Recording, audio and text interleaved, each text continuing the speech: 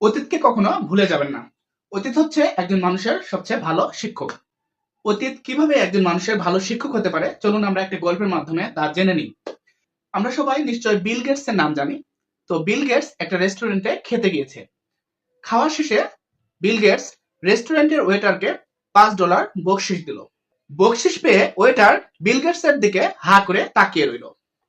ওয়েটারের হা করে তাকিয়ে থাকা দেখে বিল গেটস তাকে জিজ্ঞেস করলো, তুমি আমার দিকে এভাবে তাকিয়ে রয়েছো কেন?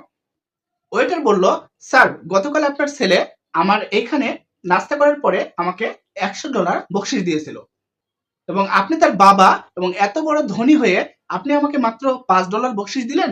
বিল গেটস হেসে ওয়েটারকে বলল, সে হচ্ছে বিশ্বের সবচেয়ে ধনী মানুষের ছেলে আর আমি একজন সাধারণ কাঠুরিয়ার ছেলে। অতীত ভুলে যাননি বলেই আজ তিনি বিল গেটস হতে পেরেছিলেন। তো ভিডিওটি ভালো লাগলে একটা লাইক করবেন।